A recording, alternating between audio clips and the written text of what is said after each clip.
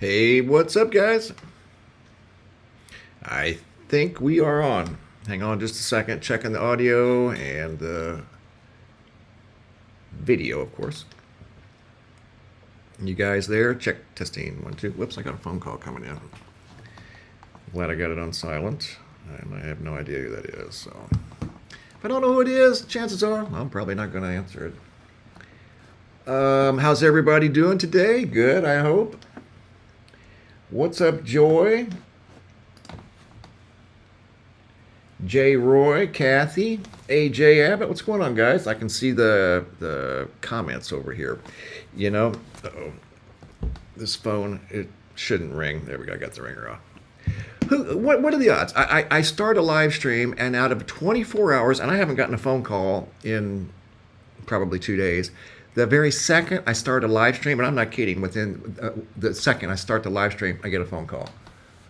It's so weird. There's the, okay, I wish you guys could see it. I'm seeing the comments. The last couple of times I've used this software, sometimes these live stream softwares can be, I don't know, contrary. And the comments wouldn't show up, but I can see the comments. Yay! There's everybody over there. Hello, DJ, Ann, Matt Miller, Peaceful Patriot from East Texas. What's up, guys?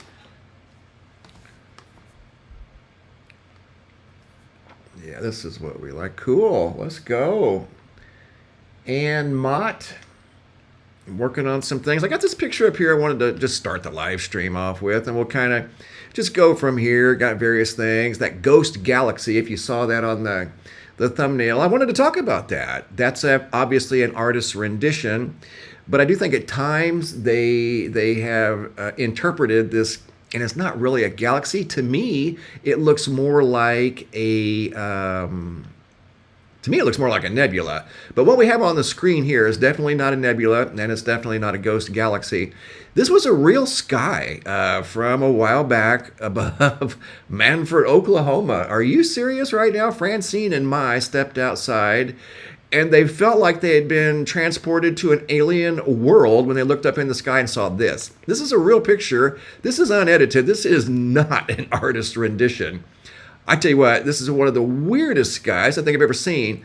And they get weird low pressures in Oklahoma, and that's what's creating these odd clouds. They come down out of the Rocky Mountains, and yeah, this day was a very creative day in the skies above Manford, Oklahoma. Wow.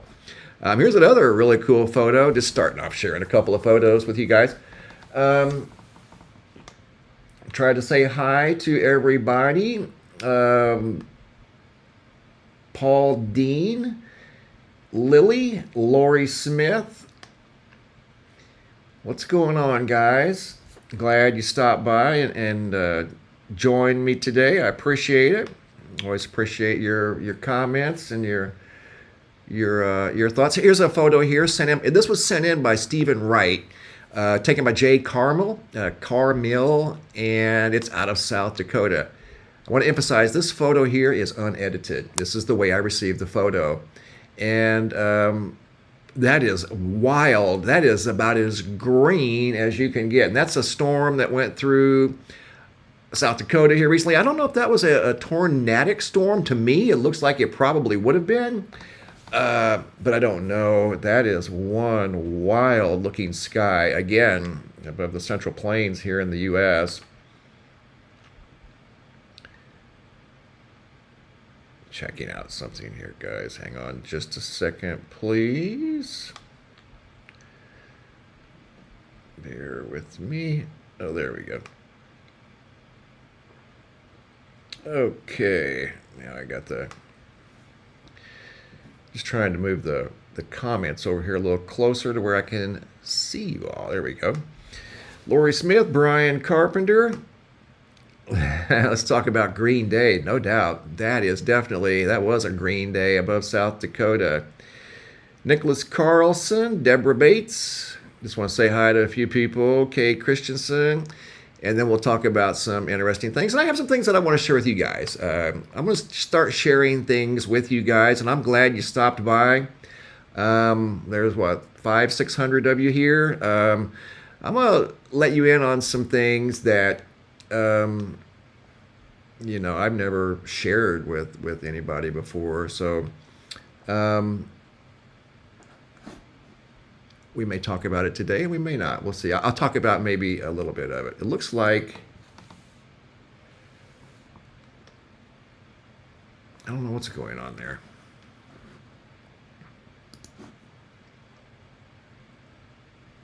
I may have to make some modifications. Maybe not. We'll just keep it right there. I'll move over to the right a little bit. It looks like my avatar is right in the middle of my screen. I don't know.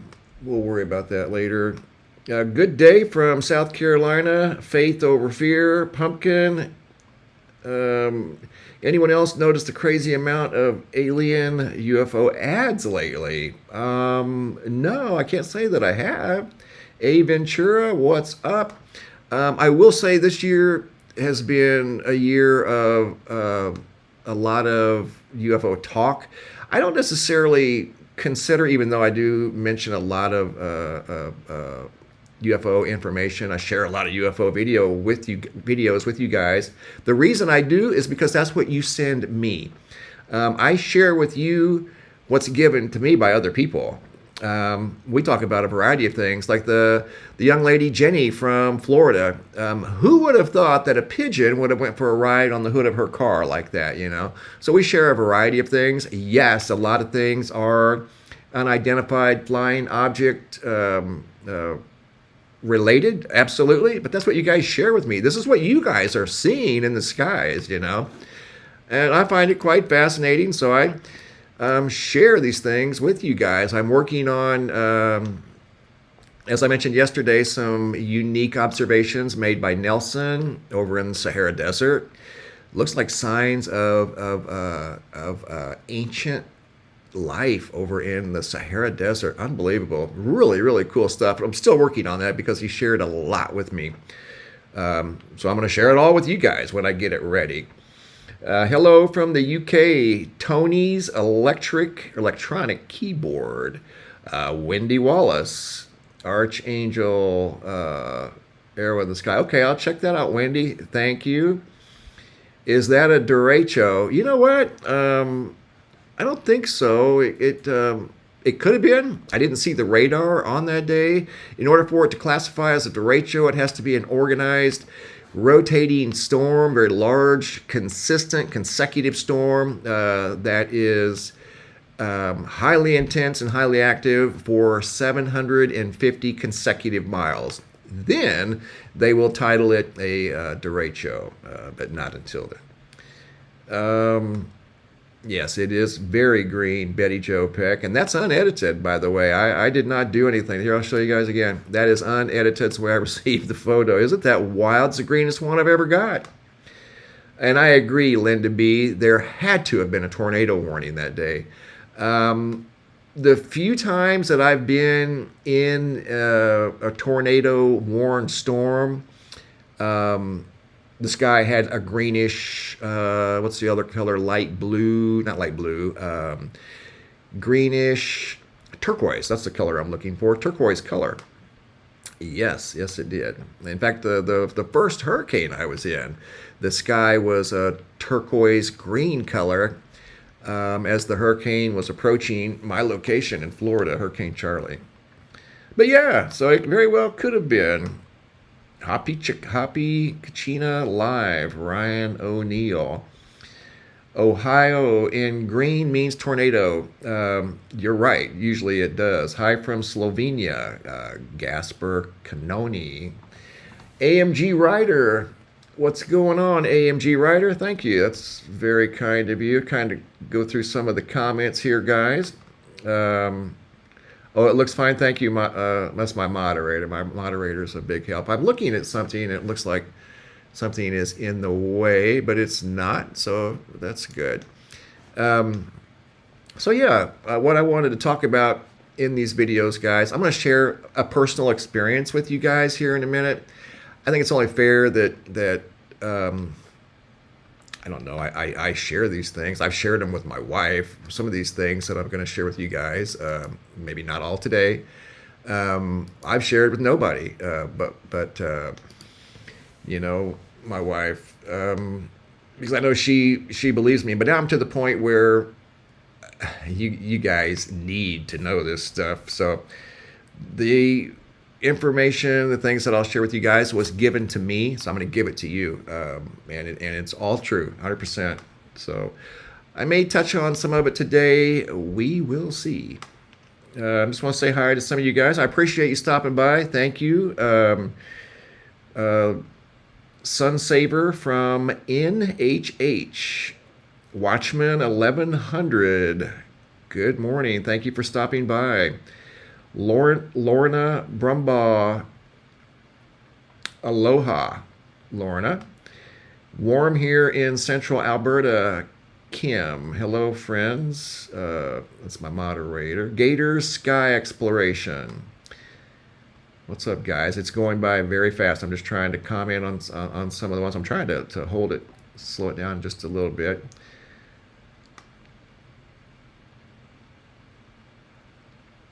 AMG Rider, thank you. I appreciate that. Good morning, Human 2222, Corey Anderson. What's up, Corey? You are welcome, my friend. But anyway, back to the thumbnail. And here's where I got the thumbnail from this article here. And it's in the futurism category at yahoonews.com. This article's dated December 4th, just a couple of days ago. And it talks about the ghost galaxy that was discovered. It was actually discovered by the Hubble telescope. And then, I don't know, for whatever reasons, it became undetectable by the Hubble telescope. And then it was rediscovered by the James Webb telescope. And this is the actual, they call it a galaxy, but to me, I think it's more of a nebula, especially if it looks like that. This thing right here, that's more of a nebula, right? I mean, it looks similar to that. That's not exactly what it looks like. It's an artist rendition, but that to me looks like a nebula cloud. That's not a galaxy, right? But let's read what it says. I'm curious. Ghost galaxy is what they're calling it. The NASA James Webb Space Telescope has come across a mysterious yet familiar ghostly object. The dusty and faint galaxy, I think it's more of a nebula, guys, especially if it's a star producer. It's got to be a nebula. But anyway, the dusty and faint galaxy is what they're calling it, was previously entirely undetectable by the Hubble Space Telescope, but still managed to show up in observations by certain ground-based telescopes. So the reappearance of AZTECC 71, an extremely distant star-forming galaxy, it would have to be a nebula. Come on, man. That dates back to nearly 1 billion years following the Big Bang, has astronomers excited, giving them a tantalizing glimpse into the oldest structures in the universe. So that's what that is right there, one of the oldest structures in the entire, well, at least the known universe, what we've been able to see. I don't think they can say in the universe because they haven't explored the whole universe, right? So, no. And besides, I think it's a nebula. It has to be a nebula. Most nebulas, not all, but nebulas are star factories. And if that's a star factory, then it's a nebula.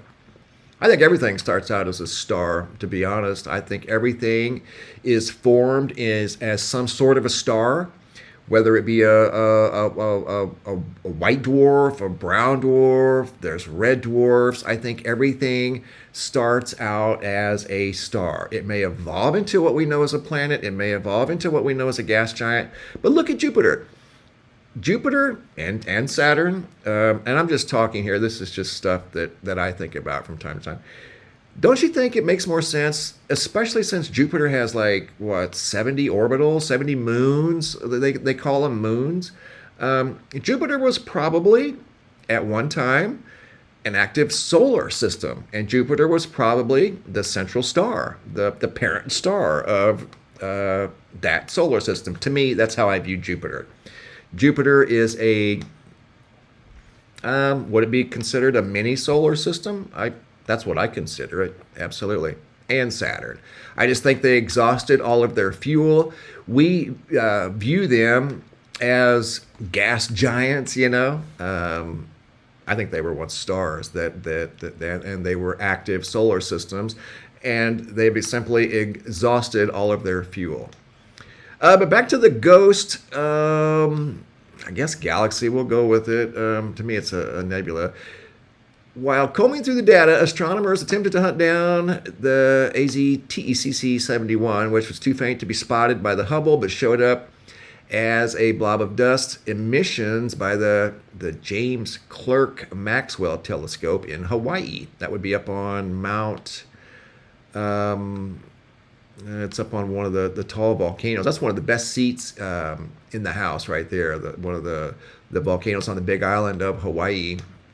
Thanks to the James Webb far more sensitive infrared instruments, however, they discovered a familiar but still faint galaxy. Until now, the only way we've been able to see galaxies in the early universe is from an optical perspective with Hubble. Hubble's great.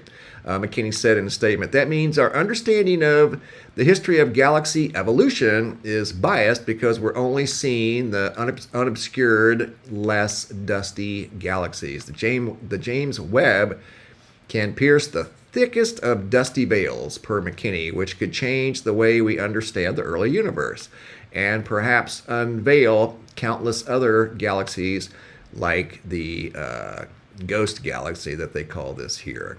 But to me, I think it's more of a nebula, to be honest, not a galaxy. But who am I? What do I know, right?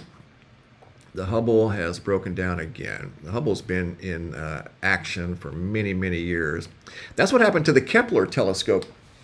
The Kepler, Johnny Gizmo, hi Johnny, is oldest in the universe. The Hubble, that's what happened to the Kepler. I'm sorry, I got off track there for a second. The Kepler telescope used to be a deep space telescope that it too broke. So these things are prone to breaking down from time to time, just like anything that's mechanical. Of course, it can break. I mean, it's kind of hard to repair when it's in low Earth orbit like that. But Hubble's been around for over 25 years, something like that. But the Kepler telescope, that was part of the original Planet Hunters program. And I was a planet hunter many years ago, over, oh my goodness, 15 years ago. No longer did as when it first came out, and I was part of the first team, and we would study light signatures on stars. That's where I kind of came up with the idea that everything's a star. It just depends on what stage of its life it's in. I think everything is a star. But yeah, I studied many points of light in the sky until Kepler broke, and then we could no longer use it. But they would send you a section of sky, and you would just observe for days, weeks, months, and then when you would see a dimming of a point of light, maybe a dimming of 2, 3, whatever, if it became a consistent dimming, say it dimmed every 3 days, say it dimmed every 8 hours. There's things out there that orbit their parent star in a matter of hours. It's pretty incredible. It has the potential to become what they call a planet if it's orbiting, a parent star. Like this article here, I found it kind of interesting. This one right here, I've never heard of such, and there's probably many examples like this out there. It's just that we don't understand everything about the universe there is to understand. And this too is dated the 4th of December. Check this out. This is kind of cool. Habitable massive planet, they're calling this a planet, recently discovered is too big for its parent star, baffling astronomers. Isn't that wild? So there's something, they're calling it a planet, I'm going to call it probably a star, that's orbiting a star that's much bigger than its parent star. Pretty wild. The discovery of a planet that's too far massive for its sun is challenging our existing theories on solar system formation, according to researchers at Penn State. The experts discovered the planet, which is over 13 times heavier than Earth, circling an ultra cool star that is notably 9 times basically smaller than the sun. Unprecedented discovery. The remarkable finding introduces the heaviest known planet in close orbit around one of the universe's smallest and coldest stars, an ultra cool dwarf star. How about that? This marks the first instance of a massive planet orbiting a star of such low mass. Because I think everything is a form of a dwarf. Now, like our sun isn't a dwarf. It's a what do they call it? It's not a giant. It's a I don't know. It's a I forget which classification it's in. There's several different classifications of stars. You know, some stars last according to what they know infinitely. What is up, Happy Dragon Reptiles? We have elements of stars in our bodies. You're right, Nelson. That is true. Jupiter is not a star. Okay, Jeremy. The planet needs. Hey, what's up from Yorkshire? What's going on, guys? Space dust is breaking the telescopes. You're probably right. There was a wheel on the Kepler telescope that broke. A wheel that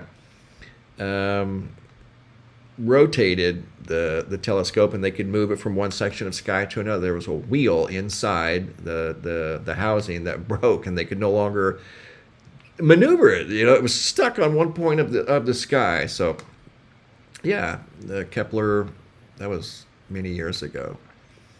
But now they're rethinking planet formation, and they're and they talk about habitable zone. You know, habitable zone is going to be based on the strength of the star that these orbitals are orbiting. You know, I mean, the habitable zone for Earth is 93 million miles. That's based off of the strength of our parent star. So not all stars are not created equal. So there's going to be stars that have a stronger solar output. So the habitable zone is going to be probably much farther than 93 million miles. And then there's going to be stars that have a smaller output, and the habitable zone is probably going to be closer. So they're all going to be different. But I found that kind of interesting. A giant planet orbiting a small star. How often do you ever hear of that? I've never, ever heard of that. That is quite fascinating. Looks like a big old dwarf. Looks like a big dwarf. And I am going to share some things. My moderator was saying how I'm going to share some things with you guys, and I am going to. I guess we can just talk about it now. I don't have anything to really, I don't know, give you guys to share it with you guys as far as a photo or anything like that goes, because to be honest, like the one I'm going to share with you now, this is true. Happened back in 2007. I want to say in the fall of 2007.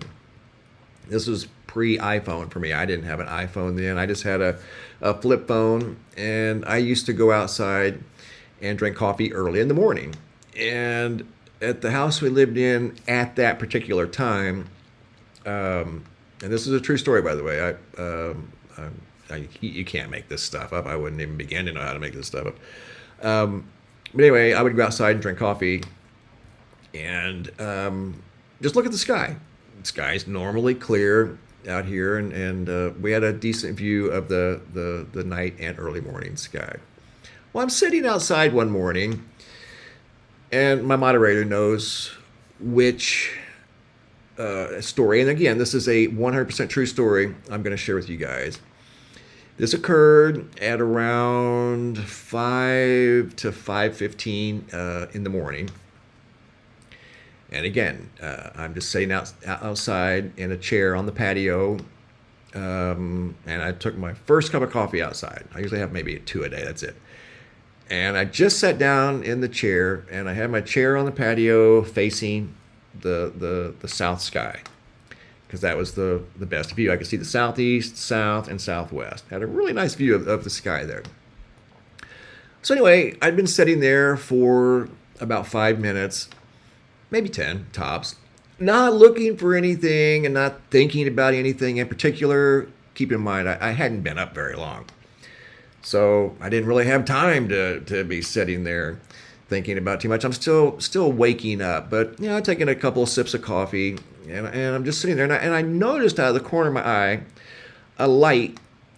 The only lights in the sky were the stars. The moon was not out, so all the stars were showing up really good. There was no moonlight, and there was no clouds in the sky.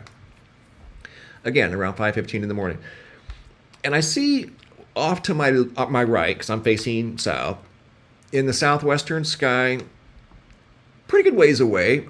I think when I first saw it, it had to have been several miles, let's say 10, 12 miles away.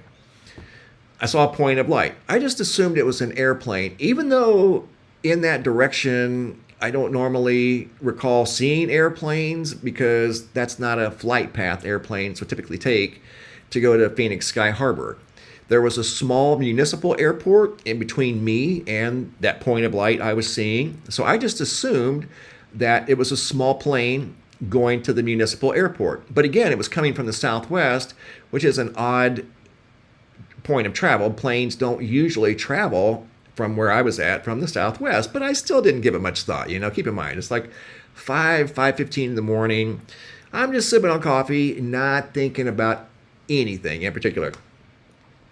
So I still see this light because it was moving, and I noticed it was moving towards where I was sitting in my backyard. And I noticed it wasn't blinking, and it was just one point of light. And by now, let's say a minute had passed, and it's gotten closer to me coming in from the southwest. And again, I'm watching it. Okay, it's got I'm curious. Okay, what is this thing? It's already past the airport. I'm like, well, if it was going to land at the small municipal airport, it would have already done it. And I'm probably 5 miles away from the airport, and now I know that this thing has passed the airport. I'm like, what is this thing? Probably 2,000, maybe 3,000 feet in the sky tops. It wasn't moving at an upward angle. It wasn't moving down. It was going just straight towards me. Not necessarily me in particular, but my location. So now I'm honed in on this thing. I'm watching it. I'm like, okay, what's going on here? This isn't blinking. It's not making any noise. Nothing. Moving just straight through the sky. Gets a little closer, and I noticed it's gold, and I'm like, oh, wow, that's cool. What kind of a plane is this? I'm still thinking, okay, this has got to be some sort of an airplane, but I'm not hearing any noise. Again, man, you can't make this stuff up. So about another 30 seconds, 45 seconds passes, and again, I'm laser focused on this thing now because I've already ruled out airplane, helicopter. 2007, drones weren't real popular back then. And I didn't have any way to record this thing. I'm sitting out there just with a cup of coffee and my robe. That's it. So I didn't even have my flip phone with me. I'd left it inside. So, oh, hi, Kai, Earth Spirit. Thank you. That's very kind. Okay, so back to the true story. Now, this thing, after watching it for, I don't know, a few minutes, maybe 3 minutes, 4 minutes, it's probably less than a mile from me. And again, the color is gold, not silver, not white, not blue, not gold. And the only way I can describe it, as it got probably less than a half a mile from me, again, at between 2,000 and 3,000 feet in the sky, in the southwestern sky, above Chandler, Arizona, this thing was gold. And there, my phone's ringing again. It says telemarketer. Okay, that's the second phone call I've gotten in 28 minutes, and I haven't gotten a phone call in 2 days. Weird. So anyway, this thing is whatever it was. I still don't know what it was, guys, but all I can tell you is it looked like, as it got close to me, I'm talking now between a half mile and a quarter of a mile away from where I was sitting, and I had a clear view of the southwestern sky. This thing was gold. It wasn't blinking. It didn't emit like a beam of light or anything like that. It was just it looked like the only way I could describe it, and if I describe it any other way, it wouldn't be true. It looked like liquid. I can't explain it any other way. It was about the size of it. If you held your arm out in front of you, the size would have been a little smaller than a dime. You know what a dime looks like? Or if you were to hold a dime at arm's length up in the sky at a slight angle, about like that, because it wasn't very high up. It was probably, like I said, between 2,000 and 3,000 feet tops. If you were to hold a dime up, it was just a little bit smaller than a dime. But this thing was gold, bright gold, and it looked like liquid. I can't describe it any other way. It was shimmering like liquid gold.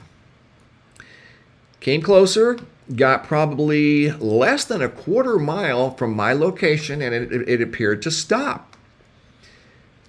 Again, I'm completely baffled, but I'm all in, man. I am not taking my eye off this thing because it was really cool. It looked like a shimmering gold coin. As weird as it may sound, this is true. It stopped. I looked at it. Again, it wasn't emitting light. It just existed. It looked like liquid. I don't know. It was weird. And then all of a sudden, it makes a right-hand ascensive turn. It turned and went up, and now I'm seeing the backside of a point of light. Again, it wasn't emitting light. It just existed. It shimmered. It turned, and it didn't go straight up. It went up at a slight angle, but almost straight up into the night sky. I followed this point of light until it disappeared into the stars. It didn't disappear into the atmosphere. It took off, it accelerated, again, no sound, and I followed this point of light for over 15, 20 seconds as it disappeared into the stars. Not the night sky, the stars. True story. I just felt like I needed to share it with you guys, you people that are watching. There's 1,300 people on there. That's a true story. Happened right out here in Arizona. I wasn't looking for anything like that. I couldn't make anything like that up. And I've never told anybody about it, because how do you tell somebody about something like that you experienced? But in today's world, it's a little easier to talk about things like that because you have a device like this, a high definition recording device, that not only can you share your experience like a lot of you people do, and I have a lot of videos right over here, right up here in multiple folders that I'm currently working on. You can capture these moments, right? And share these moments. So it's not as uncommon. Wow, Fred, thank you. That was so kind. Fred Lee M, thank you for the $50. That's, wow. You didn't have to do that. I appreciate that. Orbs, oh, you see orbs all the time, but the real question is, what is the red and white object that I see capture in many photos and time-lapse videos? Any help would be appreciated. Well, Fred, thank you for the contribution. I really appreciate that. Send the photos and videos to me, please. I would love to see them. You can send those to reports at MrMBB333.com. You can go to the website, MrMBB333.com, and there's a red tab on there that says have a large video. It's a Dropbox. You can drag and drop photos. You can drag and drop videos into that Dropbox. It's really easy to do. Excuse me. And I would love to look at them. And that's a true story. That's one of a few that I want to share with you guys. That was a extraordinary moment that, to be quite honest, I don't know what that was. It didn't make any sound. And when I say it disappeared into the stars, it literally disappeared into the stars. It didn't just go up into the sky. It accelerated and disappeared into the stars. And I'm sitting there in the chair, just sipping the coffee like, okay, I have no idea what just happened, but that was really cool. It wasn't anything to be afraid of. It was cool. That's all I can say. It was just so cool. And it looked like a shimmering gold coin, looking at it as it was coming towards my location. But when it turned and went up into the sky, I'm seeing the backside of a point of light. and it looked like a star as it was getting smaller and smaller and smaller, and you could tell it was accelerating, and it went straight up, almost straight up, just at a slight angle. Probably, if 90 degrees straight up, it was at 85. It was just like that, and it went just disappeared into the stars in the southeastern sky, into the stars, not into the sky. No, it was already in the sky when I saw it. It turned and went up into the stars. So there are things like that that have that capability.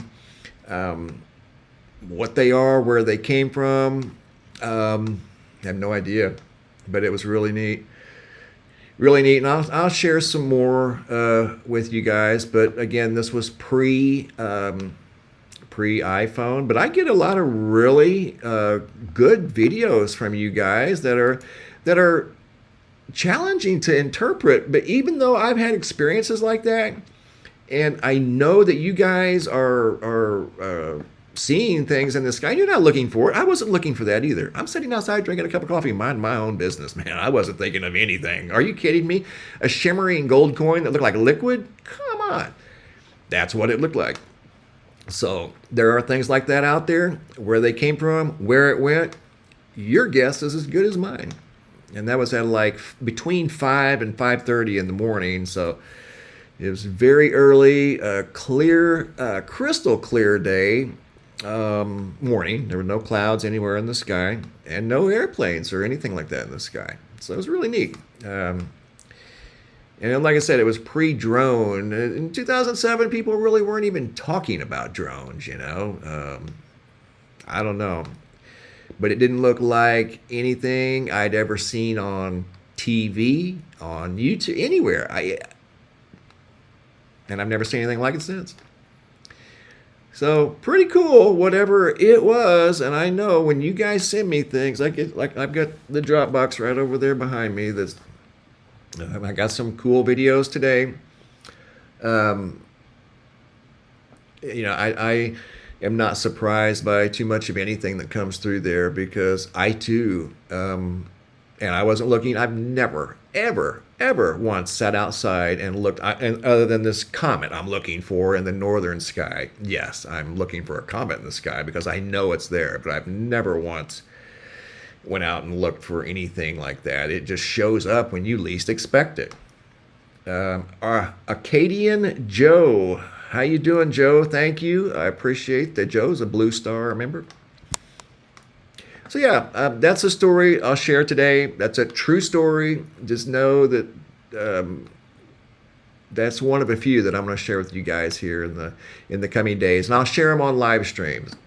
I've got some cool videos I'm working on of things that were seen in Austin, Texas. A young lady by the name of Brooke saw something here recently. I'm going to share that video probably today. I'm working on Nelson's amazing finds over in the Sahara Desert. Nelson, that will probably do that video Friday. Give me until about Friday to get that together. Good job, by the way. You did an excellent job. And I've got some ISS stuff, and I've got something out of Florida, Delray Beach, Florida. This looks like, and you guys are going to like this video too. I may do this video today. I don't know. We'll see. I'm not going to do it in the live stream because I have to do some work on it. I haven't worked on it yet. A video out of Delray Beach, I believe Florida. Young man and his wife or girlfriend saw something up in the sky, and they were truly baffled. It looked like a curved row of the Starlink satellite trains, okay? But we've seen the Starlinks, and those occupy a large portion of the sky, typically, and they're in a very straight, uniform line. This thing was curved like it was the edge of a very large craft or something moving through the night sky, deep up in the night sky. And they happened to get it on film. It's really cool. So I'm working on that one. I'm trying to pull it forward and things like that. So really cool observation out of Delray Beach. And again, I've got a whole folder full of things, multiple folders that I'm working on. So yeah, we're getting a lot of things people are seeing. And again, these phones, these smartphones are allowing people to just reach in their pocket and start filming these things, and um, people are seeing some pretty amazing stuff. Hello, Vale, Jackie Johnson, maggot vomit. No, it's not an alien.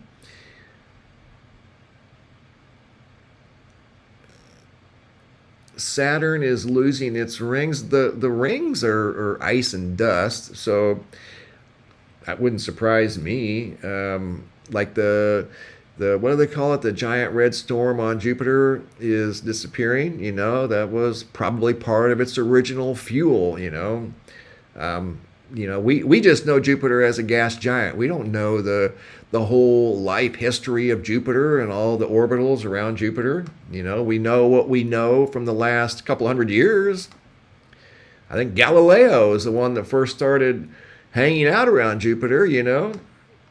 So we don't know the whole life history of Jupiter. But this right here is a quite the bizarre story, and this is something too. 5 years ago, nobody would have dreamt there'd be an article like this. Habitable, massive planet just orbiting a star that's smaller than the planet. Wow, that is bizarre. And here, nobody would have thought this even 5-10 years ago. Venus has oxygen all over it. This was just discovered here within the last couple of months, I think. Venus's atmosphere is almost entirely made up of carbon dioxide. But German astronomers have detected oxygen in the planet's atmosphere on both its day and night sides. Who would have ever thought that, But according to this article dated November 8th, I've had this article for better part of a month, yeah. And I've been, checking it out, reading it over. And yeah, Venus has oxygen on both day and night side. How cool is that? Good afternoon, David Rogers. Should Earth's inhabitants worry about any incoming debris, asteroids, meteors, etc. anytime soon? No, sir. Earth's atmosphere is going to handle anything that's out there right now. Just know that. Earth's pretty tough. Hello, Gwen. Yeah, that's a true story that I just shared with you guys. And, that happened, where are we at? 13, almost 2013. No, I'm sorry, 2023. That happened 16 years ago. But I remember it like it was yesterday. Things like that, you just don't forget. I'll never forget that. It's like this comet that's coming in. Do you guys realize that this comet that's coming in for the Great American, they call it the Great American Eclipse on April 8th of 2024, this comet that's coming in, you guys realize that this thing's like bigger than Houston, Texas? Yeah, Houston. It's about the size of Houston, I think. Maybe bigger than Houston, Texas. It's got ice volcanoes on this thing that are erupting unpredictably, and when they erupt, it gives the illusion, or they looks like horns coming off of this comet or wings coming off of this comet, and it's pretty good size. So that's what I've been trying to find in the north sky. That's where it's at. It's in the north sky right now, and it's coming right into the center of the solar system. And again, you can't make this stuff up. It's going to be next to the sun during a total solar eclipse on April 8th of 2024. What? You can't make this stuff up? And that's something that's going to be a very historic day. And the path of totality is going to be through Texas, Central Texas. It's going to be through Dallas, I think San Antonio. I would have to look. Let me see if I can find it. Pretty sure I can find it. Let's just see. Hold on. April 8th. There it is. Okay. The one that I like to use is this one?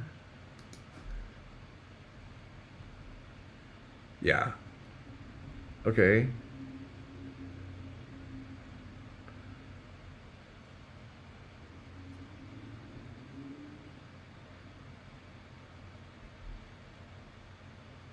You see, they're not even mentioning it. Here it is. Okay. Um, why aren't they mentioning about the comet that's going to appear? Are you serious? I'm not even going to use that article then. No, I'm not using that article. People aren't on it, man.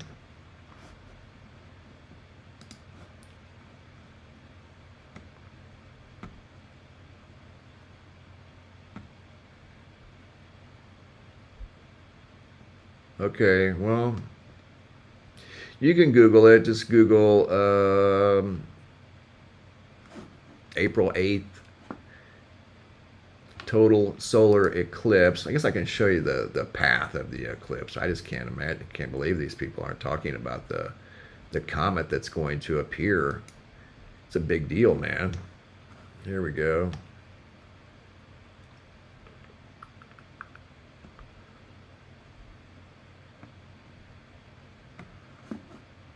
Okay.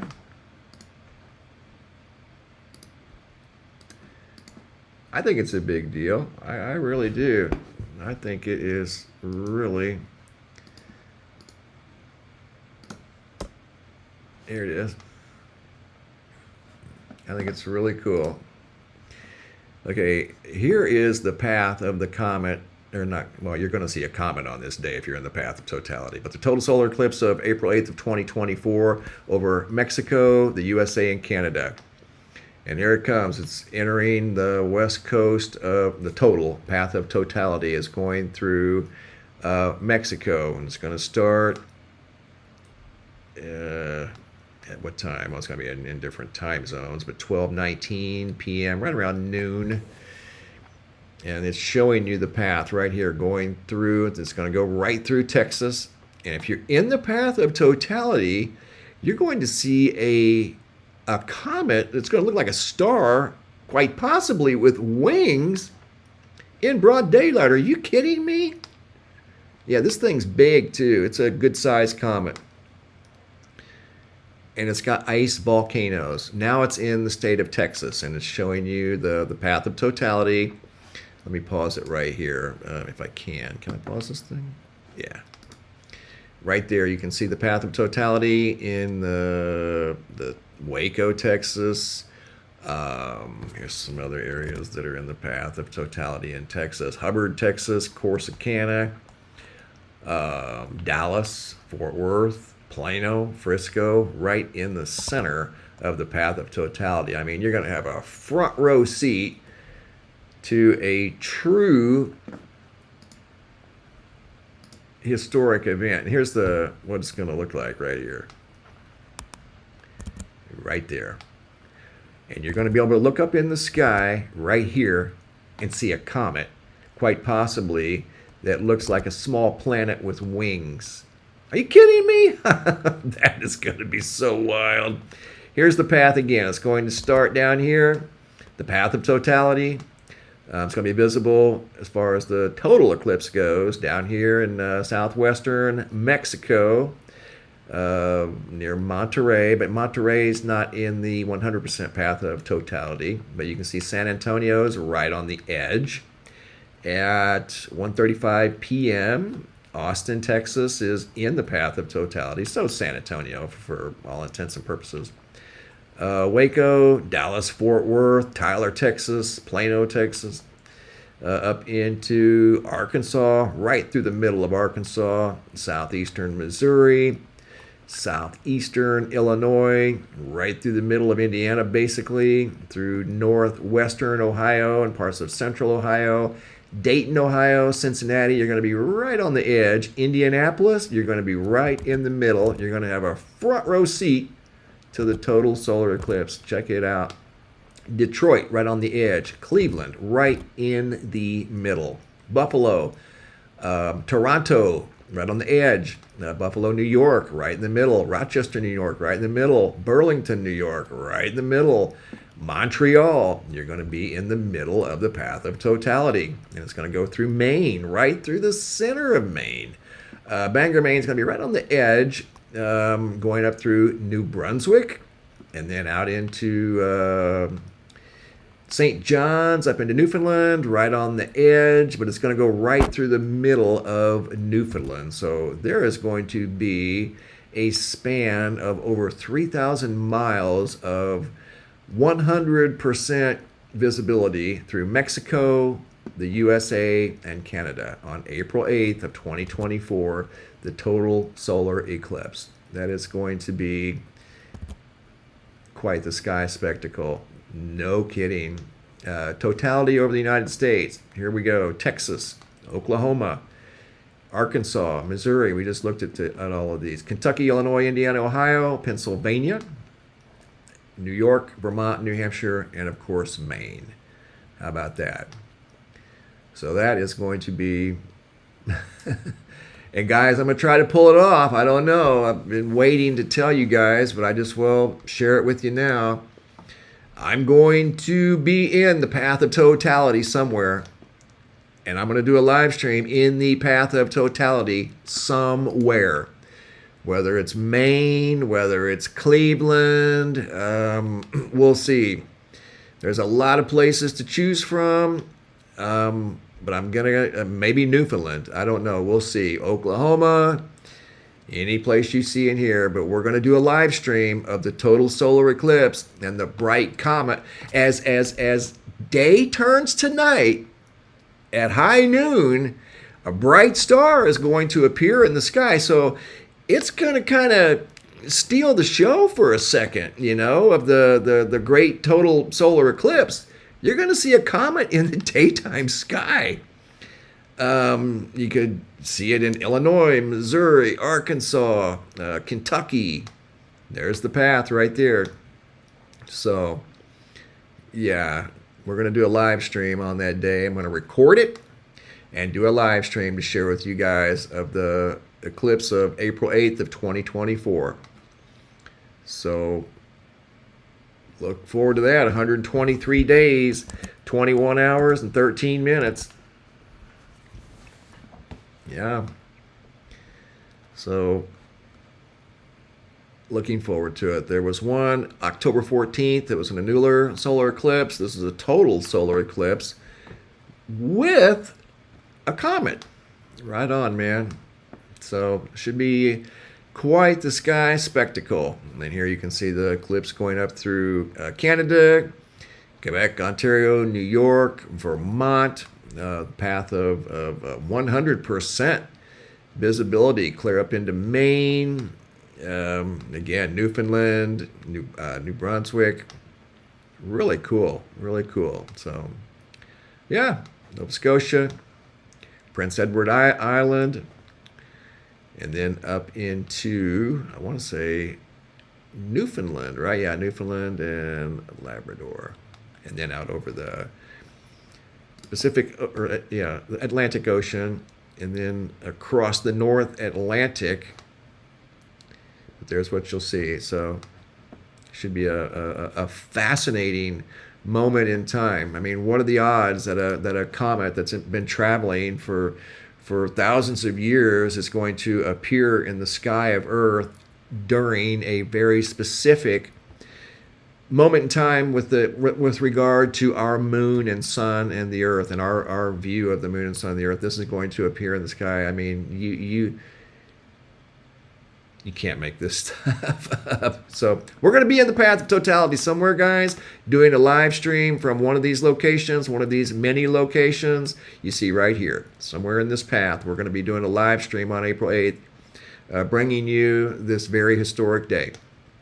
And I'm going to zoom in on that comet. You can rest assured I'm going to get as close as I can. Yeah, we're going to watch the eclipse, of course, but as day turns to night and that comet starts to become more visible in the daytime sky, you can rest assured I am going to be on that thing. And Scott, if you're watching in Shelton, Connecticut, I know you've got some really good equipment. You can get on that comet too, and I'm sure you'll be on it. You're in the path of I think Scott's in the path of, where's he at? He's in Connecticut. You are in Scott. You're in like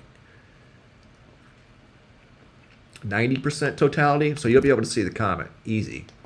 You'll be able to see the comet from your location because you're in 90% totality. So really cool, man. Got a big comet coming in that's got ice volcanoes that's producing the appearance of wings, and some are describing it as horns. You're talking about astronomers that are seasoned veteran astronomers that have never seen anything like it. So what's coming our way? You know what I mean?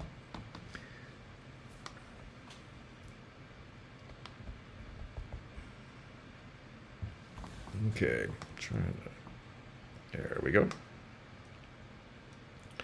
Hold on just a second, guys.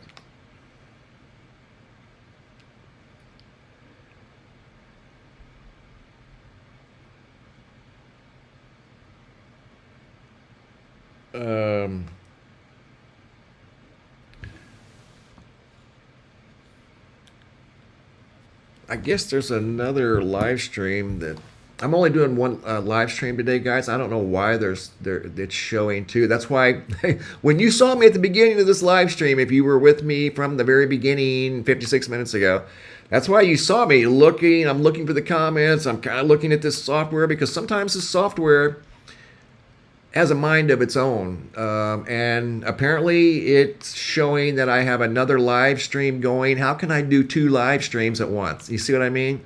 That's why I'm looking at this like, okay, what's screwed up? There's got to be something screwy going on. I'm not going to say which one I'm using. I'm not like that, but I'm just saying that there's a prime example. It's showing that I've got, my moderator just told me that it's showing I have another live stream going. So if you're in the other live stream, just know that that's not another live stream that I'm going to do today. Just this one. So I'm sorry for that. I have no idea why it's even up there. It's not supposed to be. And I did not do that intentionally. That's why I look at this. I'm like, okay, is it working? Is the mic working? The last few times I've used it, to be honest with you, the chat hasn't showed up. So I'm sitting here using an iPad right here that you can't see. I'm looking at the chat here in case the chat didn't work over there. But you know what? It's working great. Other than it's showing that I'm doing another live stream. And obviously, I'm not. I'm only doing the one. So anyway, that's where we're at, guys. I'm going to keep it probably, at about an hour. I have some more things that I want to share with you guys, and I'll share them in live streams. I wanted to tell you guys today, because I'm looking forward to the eclipse of April 8th of 2024. And we are going to do a live stream in the path of totality somewhere in here. Haven't decided yet where, because I'm waiting on, obviously, weather conditions and things like that. So I probably won't know until I can see a accurate, and we all know how the weather can be, an accurate 10-day forecast.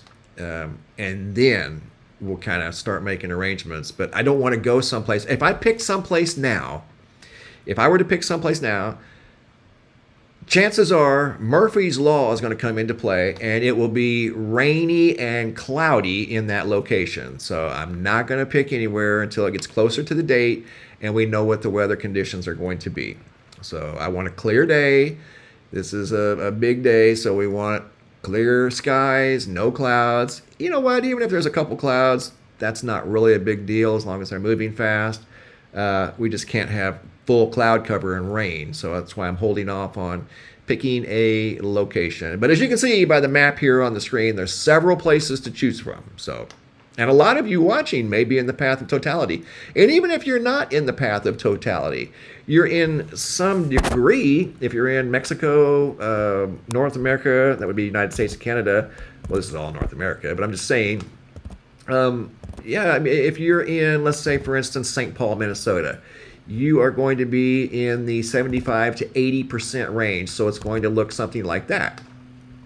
That's in St. Paul, Minnesota. If you're in Seattle, you're going to be in, or Vancouver, you're going to be in the 20% range. So it's going to look something like that. If you're in Phoenix, right there, 65 to 70% range. So it's going to look something like that. See what I mean? Los Angeles, 45% range. Let's go to Florida. Orlando, 55%. So it's going to look something like that. The 100% range is this yellow line right through the center. You're going to see 100% totality. So really super cool. So yeah, one of these areas here is where we're going to be.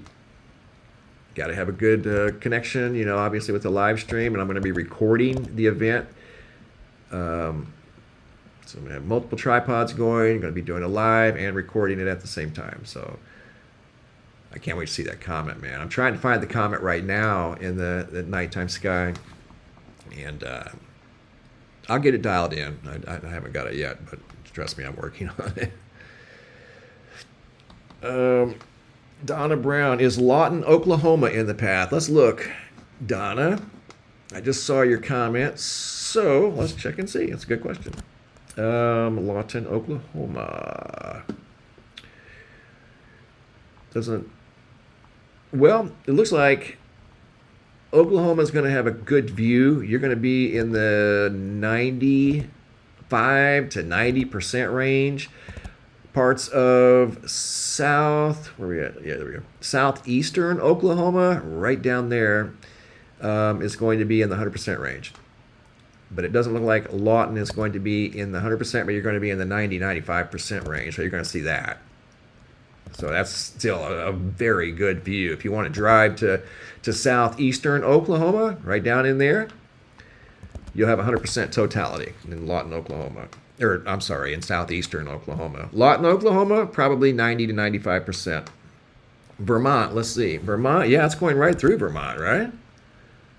Yes, sir, it's going through northern Vermont. So here we go. For those that have questions, here's the path of totality, say, for instance, in Texas. So if you live in this part of Texas that I have on the map right now, I think it's got a little bit of a delay right there. If you're in that part of Texas, 100%. Okay? Here's Oklahoma. Give it a chance to catch up here, and it should catch up right here. Okay? Yeah, Texas, you're going to have an excellent view. There's Oklahoma, 100%. Outside of that line, 90 to 95%. Look at Arkansas. Good view in Arkansas. Jonesboro, yeah, you're going to have a good view in Jonesboro, Sherry. And Kai, Earth Spirit, Watauga, Oklahoma, you're going to be in probably the 95% range. Here's Missouri. It's going to be down in they call that the boot heel of Missouri. That's down where the fault zones at. But anyway, that's the path of totality in Missouri right there. That's 100%. And here's Kentucky, just on the edge of 100%. See that? Northwestern Kentucky. So if you're in that part of Kentucky, you can expect 100%. I think that probably includes Paducah. If not, that would be anywhere near that line is 95%. Okay, Illinois, southeastern Illinois. Right there is the path of 100% totality. Anything near that line is going to be 95 to 90%. So still a very good view. Indiana, in case you had questions of Indiana, right there. Right through Indianapolis, you're going to have an excellent view. I believe that includes Evansville, Indiana. I think Evansville is down in there, right? So big part of Indiana, absolutely. New Jersey, I just saw someone had a question about New Jersey, Busch Light, and not specifically with regard to 100% totality, but New Jersey is still going to have an excellent view. I mean, you're going to be in the 85 to 95% range. I'll double check. But here's Ohio. I believe that includes Cleveland, right? Yeah, very good view in Ohio as well. And then just the northern part of Pennsylvania, right up there in the northern part, I guess that would be what, northwestern, far northwestern Pennsylvania, right there. And then we'll look at New York, going through the northern half of New York, the state of New York, the northern half of New York. And then here's Vermont, the northern half of Vermont. So if you're in that shaded area, you got a front row seat to the upcoming eclipse. And here's New Hampshire, the far northern third of New Hampshire. And like Vermont, you're going to have a front row seat to the total solar eclipse. Maine, right through the center of Maine. How about that? Total solar eclipse through the center of Maine. Front row seat again. So there's all the states in the United States. New Jersey, let's just see. Someone asked about New Jersey. Right there, New Jersey is 85, strong 85 to 90%. So what you'll see in New Jersey will be that right there. Very small crescent. So you're going to have a good view in New Jersey, even though it's not 100%. Still a very good view. So yeah, we're going to be in one of those locations, guys, of the path. I'm going to be in the path doing a live stream. Going to bring you a live view. And I'm equally as excited about the comet. I can't believe they don't talk about this comet that's going to be visible, witnessed by millions of people. This is something I can see being in history books, you know, forever. I mean, it should be really, really cool. So I definitely want to see it. I want to bring it to you guys so you can see it. And I'm going to get a video of it too. And not only do a live stream, but do a video as well. So Wytheville, Virginia. Brian, let me look, buddy. Virginia is going to be, you're going to have a good view. I don't know exactly where Wytheville is.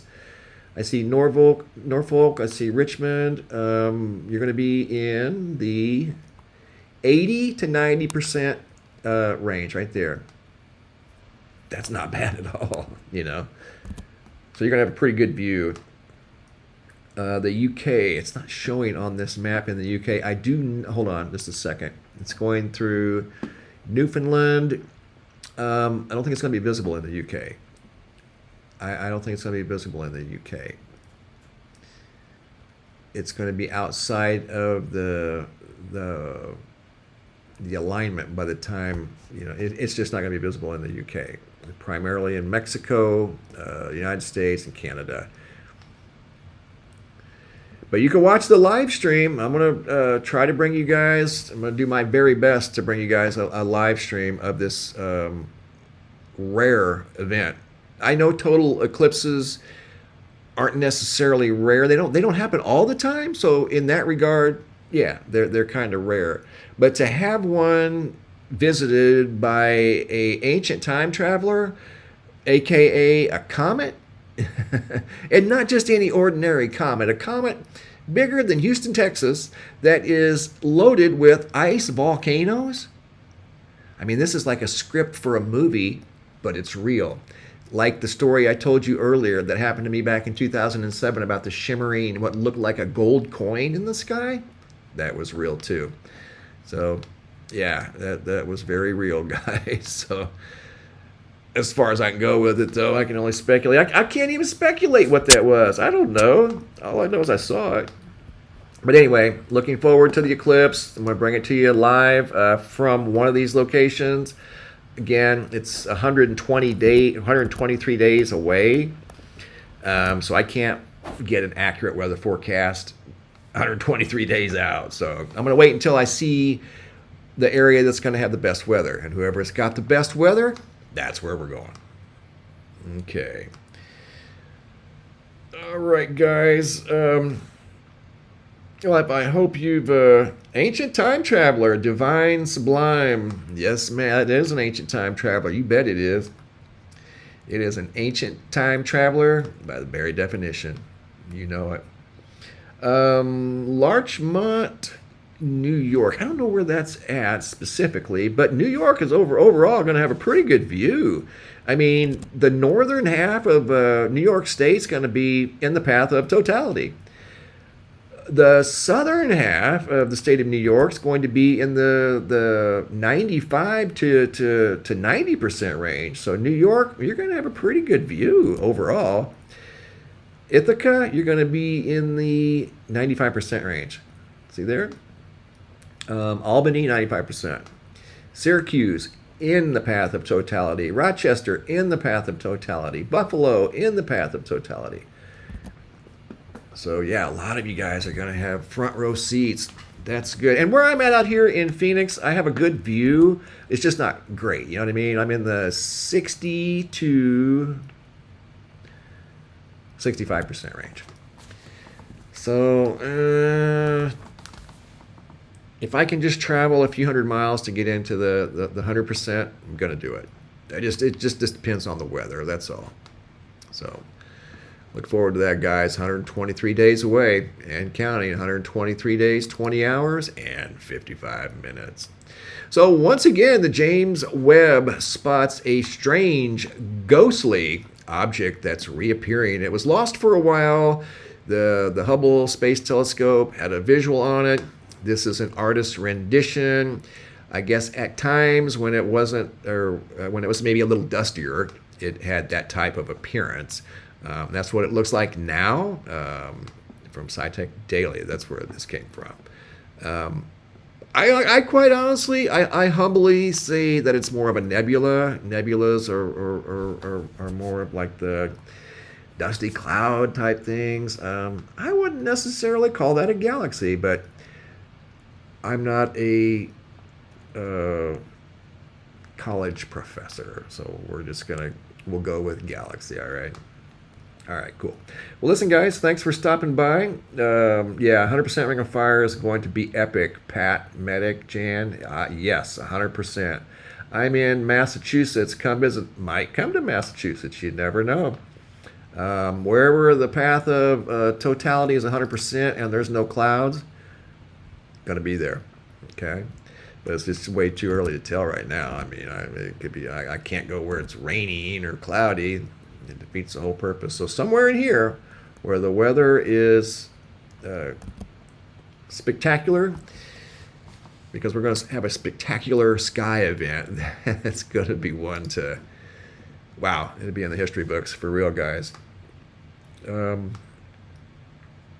Yoga with Denise, 20 miles north of New York City. You'll have a good view. As long as the weather cooperates, you know, and it's not like super cloudy. It's going to be April, and you know how April can be, those spring storms and things like that. So we could see some afternoon storms. I don't know. It's going to happen around noon, 1 o'clock. So we'll have to see, but I'm looking forward to seeing that comet appear in broad daylight as the daylight gives way to the darkness, and that comet's going to shine like a bright star in the daytime sky. Are you kidding me? Could possibly have wings coming off of it. What? Yeah. So anyway, it's raining in Ohio. Introverse Entertainment. Yeah, hold on.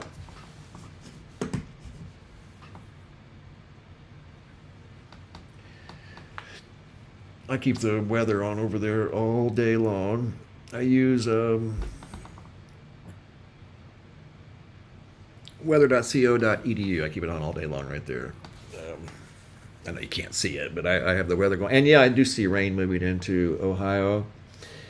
And that's coming from the big system that came in the Pacific Northwest. It's part of it. It's breaking apart now, but a huge atmospheric river came into the Pacific Northwest like 3 days ago and then just soaked British Columbia, state of Washington, Seattle. I mean, wow. So, yeah. So, yeah, that's the rain you're probably seeing coming from that system. Okay, guys, I'm going to call it a day. I want to thank you so much for stopping by. And there's another look at the the ghostly galaxy, aka maybe a nebula if it's a star factory, spotted by the James Webb, the famous James Webb telescope. All right, guys, thanks for stopping by. I really appreciate it. Say hi to a few of you guys before I go. Camille Reed, you should try to go to Maconda, Illinois. I might try, Camille. Might try. 64 and sunny in Houston. Hello, Fort Lauderdale. Chip. Thank you to all. MLE111 in BC, Canada. God bless you, Becca. Bear ZX3, Huckleberry, and Happy Dragon Reptiles. Talk to you later, Nelson. Keep them coming, man. Appreciate it. Appreciate all you guys for stopping by. I really do. South Central Kansas, 53 degrees. Scan family. Acadian Joe. Thank you, Joe, for being you are now a Green Star member. And be safe out there, as always. All right, guys. Thanks for watching. Have a super day, and be safe out there.